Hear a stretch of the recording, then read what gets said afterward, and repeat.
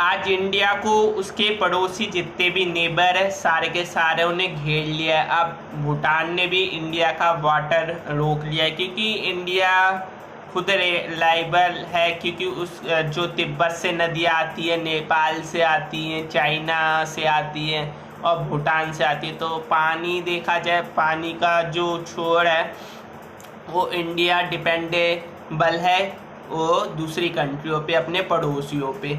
लेकिन इंडिया एक डैम बनाने वाला था जिसमें पाकिस्तान का पानी रोकना चाहता था, क्योंकि इशू है कश्मीर, इसलिए भारत कभी छोड़ेगा नहीं, क्योंकि कश्मीर में नदियां हैं। अगर कश्मीर पाकिस्तान के पास चला जाए तो इंडिया का पानी रोक देगा।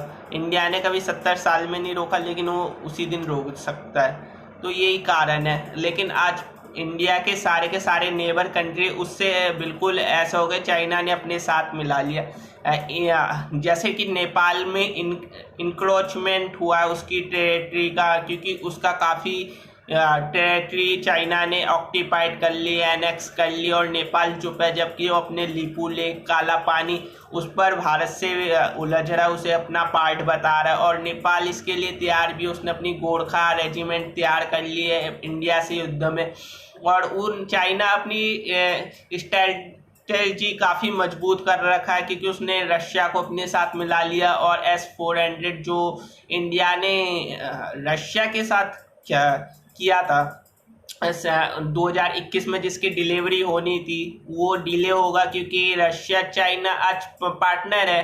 क्योंकि रशिया के में इकोनॉमी जो है वो चाइना देता है, क्योंकि इन्वेस्टमेंट उसका काफ़ी ज़्यादा है। ईरान के साथ जो इंडिया के संबंध थे वो भी अब काफ़ी बिगड़ गए। हो सकता है कि जो इंडिया पोर्ट बना रहा था, चाबार पोर्ट, वो आज बन ना पाए, क्योंकि इंडिया से ज़्यादा इन्वेस्टमेंट तो चाइना ने कर दिया। $400 बिलियन, जो इतना बड़ा निवेश तो आज तक किसी ने ईरान पे किया ही नहीं, और ना चाइना ने किसी कंट्री पे किया है।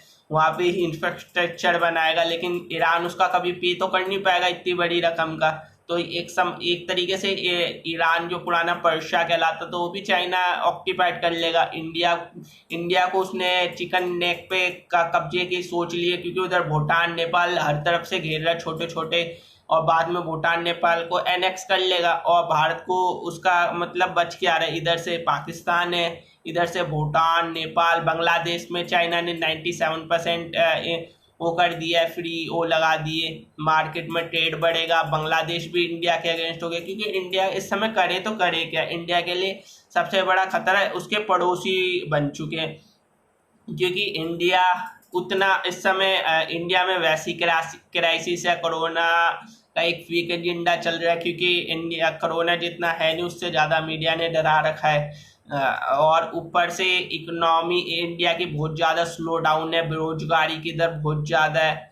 उसके अलावा भी इंडिया इस समय अपनी स्ट्रेटजी इतनी मजबूत तरीके से इस समय दिखा नहीं पा रहा पूरी दुनिया में, अंतर्राष्ट्रीय तौर पर, इंटरनेशनल रूप से। इंडिया के साथ USA इस समय यूके है, लेकिन वो इंडिया के थोड़े दूर है, काफ़ी दूर है। इंडिया के पास तुरंत वो ही आ सकते हैं जो उसके साथ में कंट्री, जिनके साथ उसका बॉर्डर टच होता है। लेकिन जितने भी बॉर्डर टच होते हैं कंट्री, वो सारे के सारे इंडिया के अगेंस्ट हो रही है। और जब प्रधानमंत्री जी ने 2014 में शपथ ग्रहण ली थी, तो तब सार्क के सारे मेंबरों को बुलाया था, इंक्लूडिंग पाकिस्तान के नवाज शरीफ भी आए थे।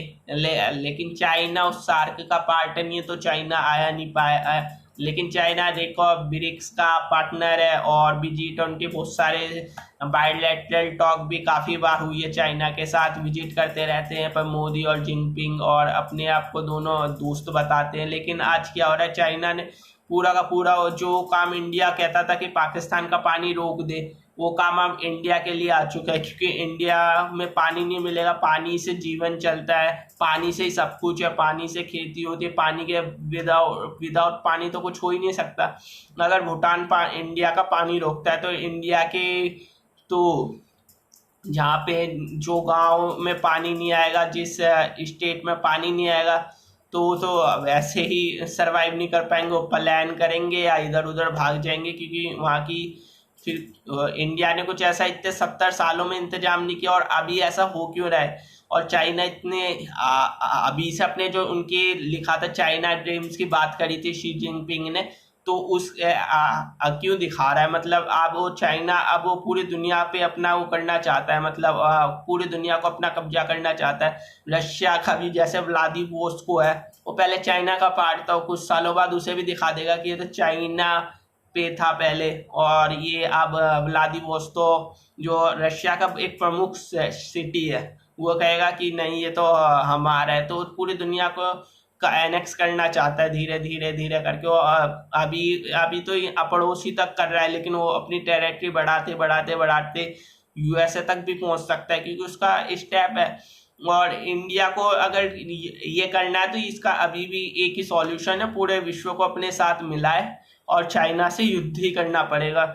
युद्ध के बगैर कोई चीज़ संभव हो ही नहीं सकती, और इंडिया को अपनी स्ट्रेटेजी बनानी पड़ेगी चाइना से, क्योंकि अभी तक हमने एक ऑल्टरनेटिव तक नहीं बनाया। मतलब हम कहते चाइना का बहिष्कार करें, आज चाइना का बहिष्कार करेंगे तो भी हमारे पास कोई ऑप्शन नहीं बचता, क्योंकि उतने सस्ते फ़ोन, उनकी जो टेक्नोलॉजी है, मेडिसिन है, हम बहिष्कार कर देंगे। हमने पाकिस्तान ने इंडिया का बहिष्कार किया था, लेकिन उसे मेडिसिन पे इंडिया की लेनी पड़ी। ऐसे ही हमारी ज़्यादातर मेडिसिन चाइना से ही आती है। तो हमने अपने ऑल्टरनेटिव क्या बनाया, आयुर्वेद हमारा कोई वो नहीं है, हमने टेक्नोलॉजी पे नहीं किया, क्योंकि हमें किसी ना किसी देश पे रिलायबल होना पड़ेगा। अभी डोनाल्ड ट्रंप है, 2020 में अब कुछ महीने बाद इलेक्शन होने वाले, फिर जॉय बाइडेन आएंगे, फिर हो सकता है कि जॉय बाइडेन के साथ इतने अच्छे रिलेशन ना हुए, तो फिर हम कहेंगे कि इसका भी बहिष्कार करो। मलेशिया से अच्छे नहीं थे तो हमने कहा पाम ऑयल का बहिष्कार करो, इनकी मार्केट डाउन करो। लेकिन हम कितने देशों को बहिष्कार कर सकते हैं? जब तक हम खुद कुछ नहीं बना पाएंगे, खुद प्रोड्यूस नहीं कर पाएंगे, खुद मैन्युफैक्चरिंग नहीं कर पाएंगे, तब तक तो हमारे देश का यही हाल रहेगा। जितना हाल अभी है उससे भी बुरा हाल हो जाएगा। तो हमें सबसे पहले तो अपने R&D पे, जैसे मैंने कहा था, रिसर्च एंड डेवलपमेंट पे बहुत ज़्यादा इन्वेस्टमेंट करने की ज़रूरत है। हम उस पर ध्यान ही नहीं देते, और जो कि बहुत गलत है। इंडिया का मैन्युफैक्चरिंग यूनिट पे ध्यान ही नहीं देते। मैन्युफैक्चरिंग लगेगी तो इंडिया में लोगों को रोजगार मिलेगा। और जो हमारी फॉरेन पॉलिसी है, हमने वेस्टर्न के साथ अच्छे संबंध बनाए इंटरनेट, लेकिन वेस्टर्न कंट्री में भी आप देखोगे चाइना का रोल काफ़ी ज़्यादा बढ़ चुका है, और अफ्रीका में तो उसका इन्वेस्टमेंट बहुत ही ज़्यादा है इंडिया के मुकाबले। तो एक तरीके से दुनिया पे इकनॉमी पे चलती है, आज सबसे ज़्यादा इकनॉमी चाइना की है। और अमेरिका का भी डॉलर फ्यूचर में वो डाउन हो जाएगा, क्योंकि चाइना ने अभी से अपनी फ्यूचर काफ़ी आगे की सोच रहा है, बड़ा दूरदृष्टि। हमें सीखना पड़ेगा चाइना से, चाइना क्या कर रहा है और आगे की, क्योंकि उसने अभी से वर्चुअल करेंसी को कर दिया लागू। अपनी टेक्नोलॉजी उसकी इतनी हाई फाई बना रहा है कि हम एक बार को कह तो देते चाइना का माल टिकेगा नहीं, लेकिन चाइना का कोरोना वायरस टिक गया ना। टेक्नोलॉजी भी उसकी काफ़ी एडवांस है आज की डेट में इंडिया के मुकाबले। हर चीज़ में काफ़ी आगे बढ़ रहा है चाइना, लेकिन हमको सीख ही नहीं रहा, हम उन्हीं चीज़ों में लगे पड़े हैं। तो हमें काफ़ी आगे बढ़ने के लिए चाइना को उससे युद्ध ही करना बहुत आवश्यक है, स्ट्रेटेजी बनाए, क्योंकि वो काफ़ी इंडिया में सीमाओं में हस्तक्षेप कर रहा है, और देशों के और पड़ोसियों में भी कर रहा है। उसके हर पड़ोसी के साथ संबंध बहुत बिगड़े पड़े। जापान में उसका संबंध वो है, मलेशिया के साथ उसके बॉर्डर इशू, हर जगह उसके आइसलैंड को लेके विवाद है, चाहे बॉर्डर के साथ उसके डिस्प्यूट हमेशा ही रहते हैं। तो चाइना अपना आपको बढ़ाया जा रहा है, क्योंकि उसने हांगकांग में जो किया अब वो ताइवान में करना चाहता है वही काम। तो चाइना को सबक सिखाना होगा सारी दुनिया को, ना तो ये सारी दुनिया के लिए थ्रेट होगा। और पाकिस्तान इसमें बड़ा खुश हो रहा है कि इंडिया हार रहा है, इंडिया हर तरीके से स्ट्रैटेजिक रूप से हार रहा है। तो चाइना को और इंडिया की मीडिया कुछ अलग ही दिखाती है कि, और कभी रियलिटी नहीं दिखाती। वैसे मैं मानता हूँ किसी भी देश की मीडिया रियलिटी नहीं दिखाती, जो उसके लिए आपको काफ़ी रिसर्च करनी पड़ेगी, काफ़ी पेपर्स पढ़ने पड़ेंगे, आर्टिकल पढ़ने पड़ेंगे, बुक्स पढ़ने पड़ेंगे, जर्नल पढ़ने पड़ेंगे, तब जाके आप एक अच्छा माइंड बना पाएंगे, सॉल्यूशन ओरिएंटेड माइंड, तब जाके आपकी समझ डेवलप होगी। लेकिन आप अगर एक मीडिया और एक पर्टिकुलर अखबार देखेंगे तो आप एक पर्टिकुलर एक ही विचार से देख पाएंगे, क्योंकि मीडिया वही दिखाता है जो सरकार कहती है, उसके क्वेश्चन नहीं पूछे जाते मीडिया में सरकार से, अधिकतर मीडिया, क्योंकि मीडिया में एक रोल होता है सरकार से ना क्वेश्चन पूछने का, सरकार को खुश, सरकार के साथ जाएंगे तो अवार्ड मिलेंगे ये सब, तो इसलिए मीडिया इतना दिखाती नहीं है। लेकिन उसके लिए रिसर्च जो करते हैं, जो क्वेश्चन पूछते हैं, और मैं इसमें पुरानी पार्टियों को भी बहुत बार दोषी क्रिटिसाइज कर चुका हूँ, क्योंकि जो पुरानी पार्टी थी कांग्रेस, उसने तो हद मचा रखी है, और अभी भी वो देशद्रोही गद्दार पार्टी के तमगा लिए बैठे लोग उसे हमेशा वही कहते हैं। लेकिन आज जो सत्ता में, उससे भी क्वेश्चन पूछना बेहद जरूरी है, क्योंकि सत्ता में जो है उससे क्वेश्चन पूछा जाना सबसे ज़्यादा सही रहता है। तो अगर इंडिया इस समय अपनी स्ट्रैटेजी नहीं बना पा रहा है, चाइना के साथ फेल्ड हो रहा है, तो उसके मतलब आप यूएसए के साथ अच्छे डील करना चाहते हो, लेकिन यूएसए आज खुद अपनी देश में लड़ रहा है काफ़ी समस्याओं के साथ, चाहे कोविड-19 के उसमें सबसे ज़्यादा उसी के केस हैं। उसकी इकनॉमी पूरी डाउन हो चुकी है, स्लो डाउन है, वहाँ पे रिफॉर्म चल रहे हैं। तो इंडिया के पार्टनर है कौन? यूके इस समय इतना स्ट्रांग है नहीं, फ्रांस भी इतना स्ट्रांग नहीं रहा, तो करेंगे क्या इंडिया इस समय?